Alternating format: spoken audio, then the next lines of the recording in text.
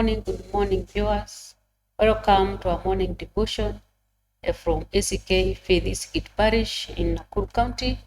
My name's Julia Cheroge. I love Christ as my personal savior.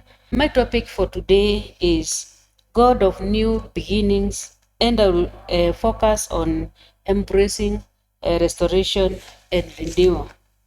Our passage for today is taken from the book of Isaiah, chapter 43, verses 18 all the way to 19, and I read, "Forget the former things, do not dwell on the past. See, I am doing a new thing. Now it springs up. Do you not perceive it?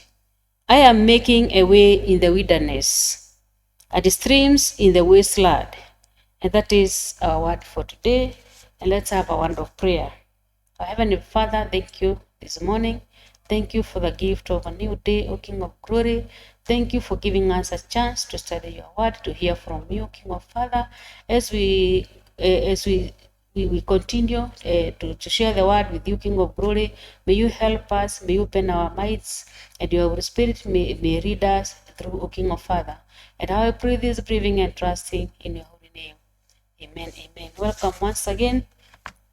And as I start, in this passage, God was speaking to the people of Israel. They had gone through a lot. They had once been slaves in Egypt, and God had miraculously set them free. He parted the Red Sea for them. He led them through the desert and gave them a promised land. But after some time, they disobeyed God, and it ended up in captivity in Babylon. They were broken, and they were discouraged, and at some point they felt they were forgotten. Then, because God is a God of second chance, he sent the prophet Isaiah and sent him this message to them. And he told them, "Forget the former things. I am doing something new." Brethren, this is God's voice, it's not man's voice. This morning, God is calling you and I to let go at what has been, so he can do what is to come. Some of us, past has become a prisoner.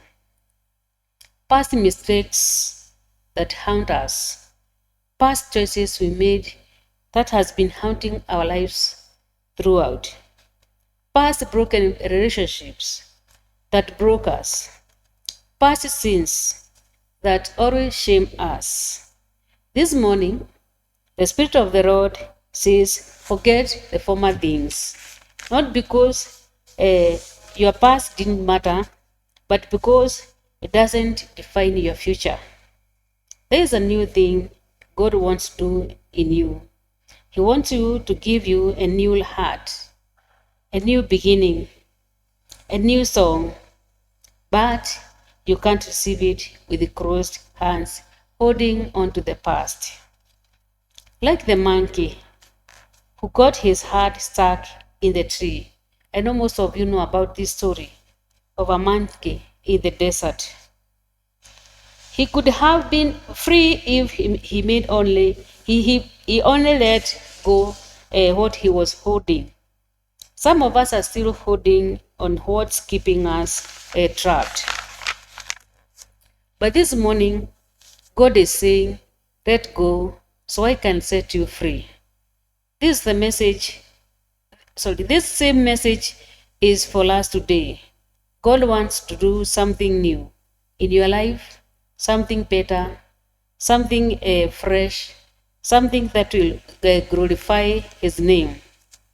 My point number 2, the Bible says, "See, I am doing a new thing. Now it springs up. Do you not perceive it?" You know God is always active. Even when you don't see it, he is constantly working behind the scene in your life. But notice something. Here, God says, see. He wants you to open your eyes and recognize that he is moving. Sometimes God begins something new quietly. like a seed planted in the ground. You don't see it at some point at first, but it's growing. In the same way, your breakthrough may already be sprouting underground. It just hasn't reached the surface yet. Can you perceive it? Can you believe that God is preparing a new for you? Sometimes a new thing is not a new job, or it is not a new person, or a new marriage, or a new success. It is a new you, a new strength. In the book of Isaiah, chapter 40, verses 29 and 31, he gives power to the faint, and to them that have no mighty, he increaseth strength. That wait upon the Lord shall renew their strength. They shall mount up with wings as eagle. The truth is, God gives new strength to the weary just to start again. Just to start again, but to soar again. God also gives a new level of faith. He also gives a new peace inside your heart. God doesn't change only situations. God also changes people. And in my point number 3, as the Bible continues saying, I am making a way in the wilderness and streams in the wastelands. What do you think about a wilderness? What comes to your mind? It is a dry and confusing place, full of danger, loneliness, and no clear path. When God says he will make a way in the wilderness, he means he will bring direction where you feel lost. When he says he will bring streams in the wasteland, he means he will bring refreshment where you feel dry and tired. When you are in confusion, he gives clarity.